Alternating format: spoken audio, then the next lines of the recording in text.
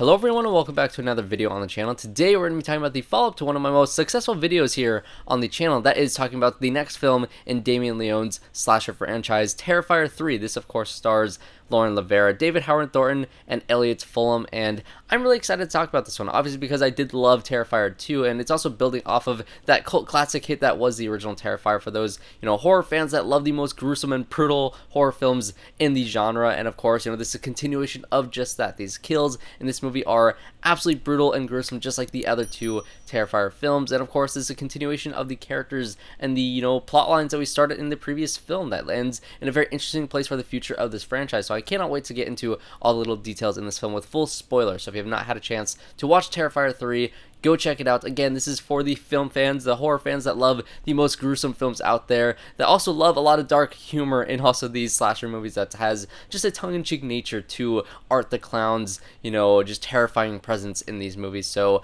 go watch the film, come back here, and let's just jump right into it. Also, if you are wondering why my set is different, that is because I had a leak inside my place that flooded one of the rooms that I have my set in, and so I'm not able to use that room. It's been chaotic for the past week. Check out my Joker review for more details on that sort of stuff. But you're not here to hear about all that stuff. We're here to talk about Terrifier 3. And let's just start off with the opening scene right away, because I think this basically sets the tone for the movie at large, because this is a Christmas movie. And I was really excited when I heard that Terrifier 3 was going to embrace a different holiday this time around. Of course, the previous two took place on Halloween. And so I had that, vibe of the holidays in those two films. So to switch it to a different holiday this time around just feels in line with the franchise, and honestly it makes me want to just get more Terrifier movies in different holidays. Get a Terrifier movie that takes place in Easter, on 4th of July. Can you imagine a Terrifier movie that takes place on the 4th of July and you have fireworks involved? That would be crazy. Please get this movie enough, success so they can make the fourth film with an even higher budget so they can do something crazy like that. But it being set on Christmas makes it another Christmas classic for me, on the same ranks as something like Better Watch Out. You basically have an opening scene where Art the Clown is dressed up like Santa Claus, and he sneaks into this house, and you have this little girl thinking it's Santa Claus, and she goes over and wakes up her parents, and her mom goes and tucks her back into bed. But of course, she's curious. She goes downstairs and sees this, Santa Claus-like figure standing at the tree, and of course he goes up the stairs to one of the bedrooms with another kid living inside of this house. And yes, there are so many deaths of children in this movie that it is crazy. If you're a parent and you don't have that, I guess, dark sense of, I don't even want to say humor, because it's not even humor. It's just that dark sense of like, I'm watching this really messed up thing on screen and I'm still being entertained by it, then maybe you give this one a chance. But yeah, you get to see the death of a child at the very beginning of this movie. You don't really see the exact stuff. It's all sound design and it's all off screen, but you do get flashes of the body later on in the sequence, which is absolutely gruesome, of course. And you go over to the parents, and that was really brutal, of course, the chopping up of the dad in that scene and the mom trying to run away, and it's alluded to that the rest of the family is killed, including the other daughter inside of this house, setting this movie up with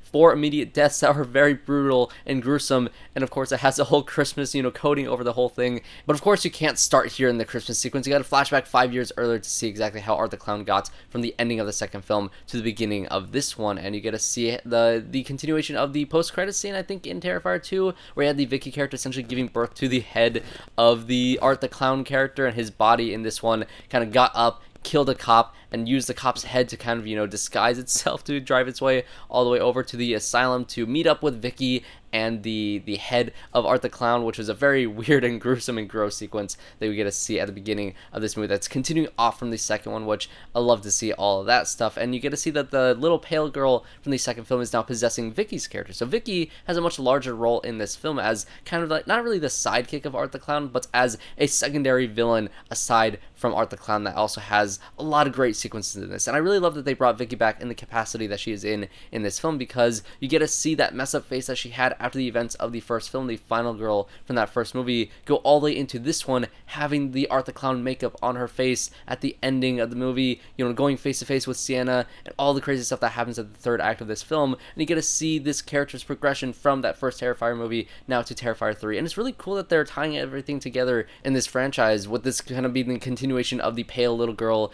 in the last film film, and also the continuation of the Vicky character from that first film as well. The one, I guess, kind of iffy part about this whole, bridging the gap between the second one and this one is the 5-year time gap where you have, Art the Clown just kind of sits in a chair, stares at a window, and just doesn't move for 5 years. And the same thing happens with Vicky's character, where she kind of just sits in the tub. She slits her wrist, which is a really very hard sequence to watch, but then she just kind of sits in the tub and sits around for 5 years until they are discovered by somebody else, going into this place, and they kill these other two people, and they're now awakened to wreak havoc in the real world once again. And, watching interviews with Damien Leone, the main reason was that the kid who played the little brother Jonathan aged up 5 years since filming Terrifier 2, so of course you have to have a 5-year time jump, so you need some explanation as to what Art the Clown has been doing these 5 years. So it very much feels like a real world excuse to get the character from 5 years prior to now current day, to not set this movie in the past, because of course you had this actor grow up so much in the time that you've made these two movies. And so I get the time jump, but of course you have those little inconsistencies in, I guess, continuity with the world, or I guess he's just kind of sitting there for a while. But either way, I think the excuse that he came up with in the script here is serviceable enough for you to move on and not dwell on it as much as I have in this video. But the benefit of that 5-year time jump is to see the progression of the Sienna character and the Jonathan character after all these years, because of course Sienna's character has been in and out of mental institutions because of her PTSD after the trauma that she had survived in the whole situation from that second film, which is completely understandable. She is completely distraught. She's seeing things. She's seeing her friend that was killed earlier in that second movie just as a vision at the end of the kitchen table when she's with, her aunt, uncle, and her cousin.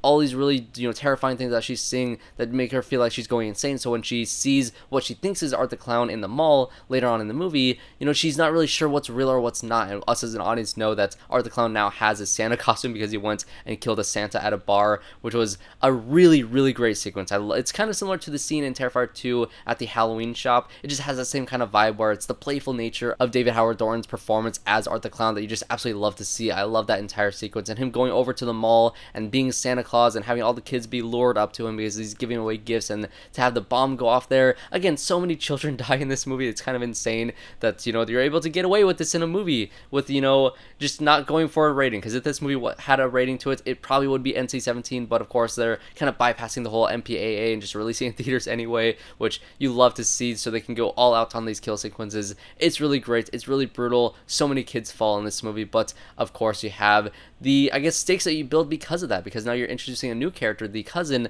of Sienna's character, GABBIE, I believe is her name, and you're completely terrified that something's going to happen to this girl because you've now seen that Damien Leone is not afraid of killing children in this movie. So now you have this new girl that is being introduced. That's kind of a replacement for Jonathan. That's, brother, sister kind of thing that you had going on in the first film. It's kind of replaced by these cousins vibes, these like older sister and little sister kind of vibe between these two characters in this one, which is a little bit disappointing for me because I do really like the character of Jonathan, but I think the relationship works enough. And I will say that I was a little bit disappointed in this movie because I think that, the first film was the first film. It had a lot of great kill sequences made for a shoestring budget, but it had absolutely no plot whatsoever. But I think the film kind of works for that because it does build enough tension, and the kills were so great, and that it is a cult classic for a reason. But I think what the second film did so well, and maybe it is just the jarring nature of, going from a movie that had no plot to now introducing a lot of lore to the franchise and having a really great character in Sienna, and developing this whole idea of good versus evil, and having this build up this mythology with this character as a battle angel that has connections with her father to however her father was connected to,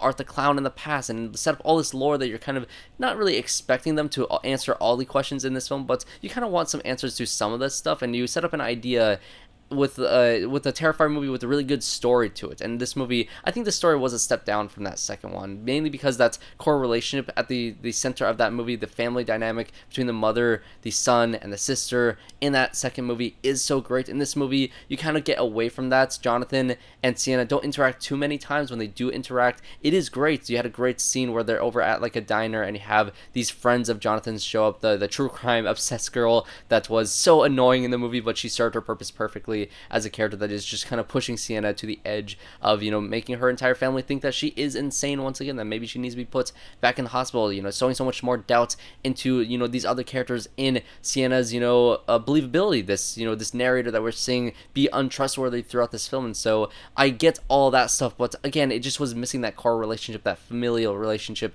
in that second film that is not as captured with GABBIE and Sienna in this one. GABBIE was an interesting character, but I don't think she was as as good as what Jonathan was. But I think the worst thing that this movie does is unceremoniously kill Jonathan off screen in this movie. And I know a lot of people are going to say that you didn't technically see the body. You see a skull at the end of the film that's Art the Clown, and that, you know, Vicky say is Jonathan's head, and so you don't really get a confirmation in that. It doesn't really look like Jonathan because it is just a skull. But I think that it is a little bit of a cop-out if in the next movie you say that, oh, you know, that was a lie. Like, I feel like it does feel a little retconny if you say that it actually wasn't his head, but also you didn't get to see the kill, and this is a franchise where you highlight the kills so much. So I think the odds are that Jonathan actually isn't dead, but the way that it was played out in this movie did kind of feel disappointing because, again, I do think that was one of the best parts of that second film. I also think some people might be a little bit disappointed that you don't get a little bit more answers as to how the connections work between the father and Art the Clown, what the past is with those characters. You get a little hints as to, you know, how the sword works. It has a healing quality to Sienna's character whenever she has that in her grasp. I love the fact that at the end of the film that Art the Clown is really just smashing her hands in. Of course, you know, her and her cousin are very desperately trying to get to that present behind the tree that has the sword inside of it, and so you know that they're trying to get to it, but Art the Clown does not make it easy for her whatsoever by smashing her hands in. But as soon as she gets her hands on that sword, it does have a healing quality for her, and so that does kind of, you know, add a little bit more lore as to how that works. There's a really quick vision of seeing this entity, this other demon inside of hell that is kind of being controlled and manipulated by what looked like a Virgin Mary statue, like maybe an angel statue. I don't really know what any of that stuff means, but the movie does have hints at, you know, adding lore beyond what this film, you know, shows us. It gives us, you know, some flashbacks of Sienna and her father again, so you get to see little bits and pieces of that, but you don't get the answers that I think, you know, some people were maybe expecting to see at the end of a quote-unquote trilogy of films. But I think, though, what Damien Leone is doing here is having a trilogy not between 1, 2, and 3, but between 2, 3, and 4, because that is kind of how this movie feels. This feels like a part 2 instead of a part 3, because the first two films are not as, you know, distinctly connected to each other, and so I do see them ending it at 4. I don't know how much longer they're going to go for this franchise, but as a film that is kind of the bridge between the gap between 1 or between 2 and 4, supposedly, I think it does a good job at setting Sienna up as a character who has lost everything at this point. She lost her mother, she lost this new family that she had gotten with her uncle and her aunts, and she lost, you know, GABBIE at the end of this film with her, you know, being trapped in supposedly with hell, you know, after Vicky's body is, you know, dismembered and she gets sucked into this pit in the ground. That is a really cool visual of having all that stuff go down, and so there's a lot of interesting stuff setting up for what they can do in the future fourth film. But overall, I do think that this movie didn't, I guess, meet my expectations of what I was hoping for to see in this movie, because I kind of expected it to be the end of a trilogy, whereas it kind of feels like the middle section of that trilogy. So I think on second watch, having those expectations set properly will make me like this movie a little bit more going into it. But again, I think the Jonathan thing specifically was a little bit of a letdown. But let's not dwell too heavily on the plot of Terrifier 3. I know that this franchise does live and die on the kill sequences. That is why you go into this movie, and if the plot of this movie and the story of this movie is more of like maybe like a 5 or 6 out of 10, the kills are easily a 10 out of 10, just like the second film was a 10 out of 10, and just like the first film was a 10 out of 10 with these kill sequences. I think Damien Leone has so much fun making these inventive and gruesome and bloody kill sequences that are just so fun to watch. Obviously, that opening scene was great, the mall scene was great, the bar scene was great,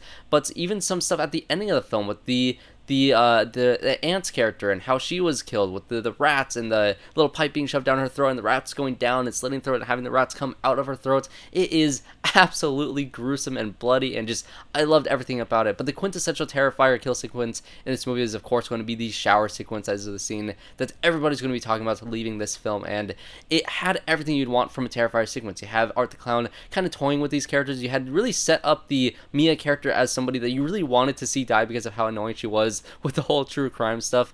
I love to see how well they set up this character just to get a really satisfying kill sequence out of it. Of course, you're going to have this girl go off with her boyfriend to have sex because it is a slasher movie. You're going to have all these tropes inside of it. And once they're inside the shower, you have Art the Clown burst through the glass with a chainsaw and just start slicing the boyfriend up. And it was really great to see, you know, all the fingers go flying off, but the leg really got to me as soon as he cut off the leg and he tried to walk away and it just kind of splits in half. It was really, really gross. And of course, when he goes over to the Mia character and you get a lot of great, you know, slashes and just really great quick cuts of seeing what he's doing to her body. It's just really, really brutal. I love the practical effects that you get in this, and the animatronic head that she has before he goes for the final kill, the final blow for this character is really, really cool. The practical effects, they go nuts with it in this movie, of course. But then when it goes over to the boyfriend, my god, Art just, you tears this guy apart in so many brutal ways, essentially taking the chainsaw and just, you know, you get a really gruesome butt shot, which is it's seared into my mind. And then he flips him over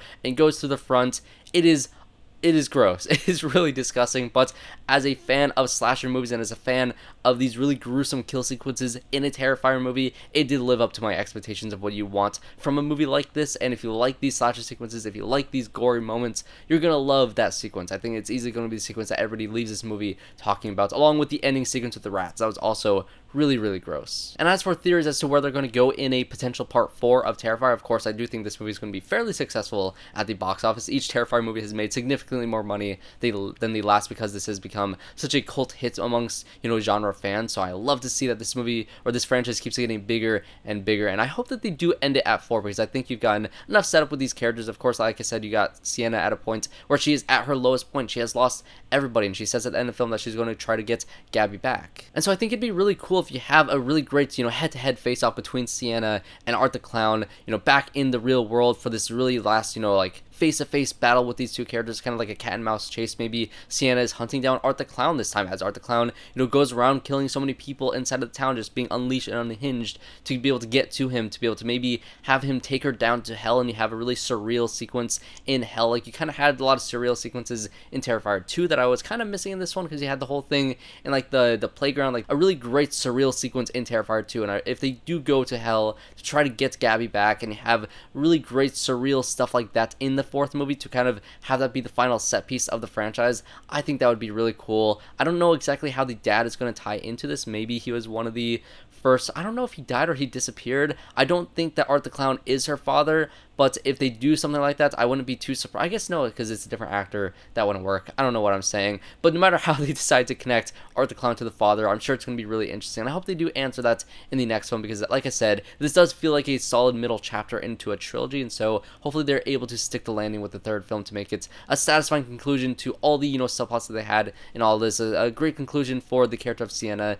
Maybe they will bring back Jonathan, because he died off screen, so we'll see what happens with that. But overall, I had a lot of fun watching Terrifier 3. I didn't like it as much as Terrifier 2, and I do think it is still a little bit better than the first Terrifier, mainly because I do need main characters that I care about inside of a film. And so I still do really like Sienna as a character, and her drama that she has inside of this film itself, and the kills were obviously great as well. So those are going to be my thoughts on Terrifier 3. And of course, I want to hear your thoughts on this movie as well in the comment section down below. What do you think they're going to do in a potential Terrifier 4? What were your favorite sequences in this movie itself? And if they were to make a Terrifier 4 be set in a different holiday, what would you want to do? I think I'm kind of dead set on being 4th of July, because, Terrifier 4, 4th of July, fireworks, you can go nuts with that. I think it'd be a lot of fun. But either way, if you did enjoy this video, make sure you leave a like and subscribe to the channel to see more reviews just like this one. Of course, I'll have reviews out for Smile 2, which I believe comes out pretty soon here. I think also Cattle Lake comes out on HBO Max, which is M. Night Shyamalan produced film with Dylan O'Brien, I'm pretty sure, is in that movie. So I'm very curious to see what that movie has in store for us as well as genre fans. So there's a lot of stuff that we're going to be talking about here on the channel, so make sure you guys subscribe to see more stuff just like that. And I hope to see you all in my next one.